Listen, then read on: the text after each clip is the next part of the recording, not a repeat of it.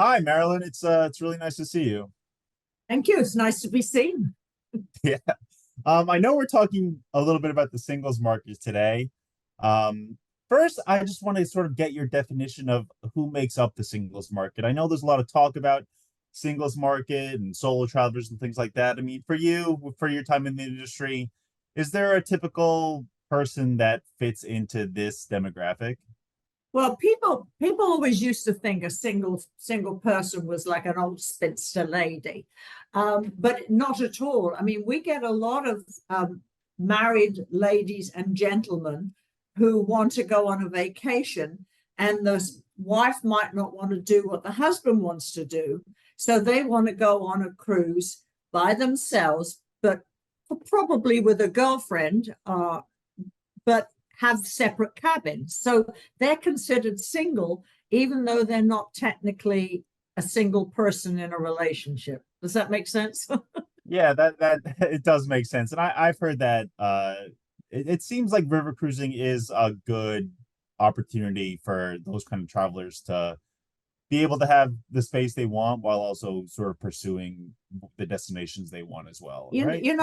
Actually river cruising is perfect because you have your own cabin, and you may or may not be with somebody you know, but you will automatically meet people because it's a smaller vessel. I mean, the most other than the double wide river cruises, but they hold, maybe 170 people. So it's a much smaller group on board. So you're going to meet people.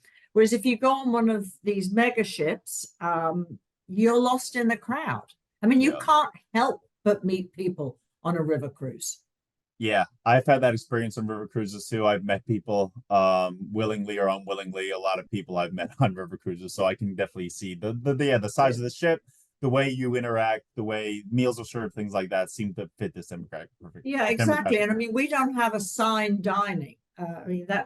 that's gone out with the birds. People sit where they want, with whom they want, over a 2 hour period. So it's a much more relaxed, unregimented environment, and one that lends itself to automatically meeting new people. I want to talk about some specifics with Riviera, but first I just have another couple more questions about this market. I know you mentioned it's growing a bit, and your Riviera in particular is seeing some more people consider this way of travel. Why do you think this is becoming more common for singles, for solo travelers to pursue this kind of travel? Even the people you mentioned, Marilyn, the people who are in relationships, people who do have connections they can bring along, they still are opting for this kind of travel. Because people are much more independent.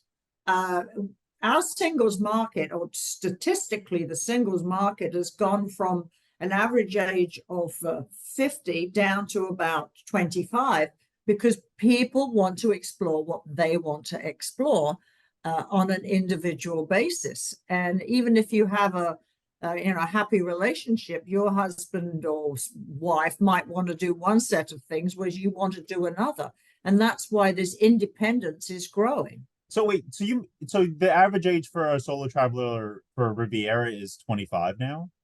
No, no, it's the average age for solo travelers has gone Okay. down now to 25. Our average age is about 50 Okay. plus.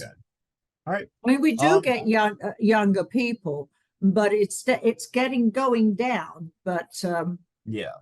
our age is average age is still about 50, 55.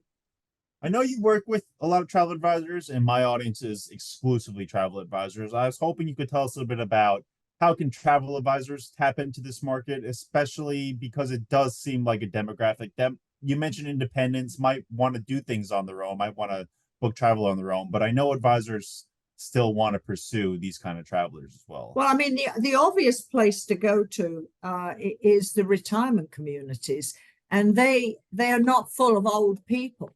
They are 55 years of age, your perfect demographic. And there's hundreds of retirement communities, expensive retirement communities, because a river cruise is not a cheap vacation. It's an average of $3,000 to $4,000 a person. So obviously the first place to go to is the local retirement communities. that would do Okay. that. Anywhere else? Any other tips for even communicating or talking with these kind of travelers? I know a lot of advisors are thinking about their clients nowadays and thinking about how they can expand into different sectors. And this does seem like a good sector for them to start looking into and start trying to, find themselves in that market. Other than the obvious, retirement communities, any organization, like even, wine clubs, you've got any special interest groups, you're going to have fairly well-off people that want to travel, but don't necessarily want to travel in the same cabin as their friend. Yeah. I mean, for instance, I have a lot of girlfriends and I go on trips with them, but I don't want to, I don't want to share a cabin with them. I need my own personal space. You don't have to be, an old person. I can understand not wanting to, share cabin bits. I can completely understand that. Yeah. All right. So I have some questions about, I mean, I know a lot of advisors who are particularly the ones who are getting introduced to this demographic. Is there any things that you can tell them to be aware of before they start booking it, particularly like single supplements, things like Yeah, that? you see, Yeah. that's a big one, because nearly all the cruise lines don't build, cruise or river cruises don't build cabins for singles. So quite often you're paying a 200% of the tariff, or 100% as if there was another person with you. That's where I think Riviera has really addressed this situation, because we have roughly 14 departures a year where there's no single supplement across all grades. So everybody on that ship has their own cabin. So if the ship were to hold 100 people, our average is about 180, then it'd be 50% of the capacity. So you've got a load of like-minded people on board. They may know somebody on board because they've both chosen to take their own cabins. But if they don't know anybody on board, then obviously everything is geared to the single markets, the shore excursions, the entertainment. So that's one of the benefits with Riviera. We do also have on every departure about 5 or 6 cabins with no single supplement. 25% single supplement. But they are in the lower grades. I'm curious. I mean, when you mentioned the 14 sailings you have, and you mentioned the portion of the ship you reserve for singles. When single travelers do travel on Riviera, do sail, do they tend to like that kind of travel and come back? Like, is this a good way for travel advisors to get some repeat business? Yeah, it very much so. I think we are the only company out there on the rivers that do have dedicated departures entirely for the solo traveler. And yes, we get a very, very high repeat, because, we obviously make an effort to get everybody together. But the fact that you're on a small ship, you have to get together. And if you're on a big ship, you'd all scatter to various different lounges. But obviously, on a river cruise, there is a limited number of public venues that you can go to. So yeah, it's very popular. So I didn't want to let you go before just asking what is new for Riviera this year. What should travel advisors be aware about, whether it's connected to the single travelers theme that we're talking about right now, or not? One of the things that we did as an improvement, and I think it's a very important improvement, particularly for the single market, is we now include alcoholic beverages for lunch and for dinner. And from 6 o'clock onwards, it's an open bar. So you don't have that.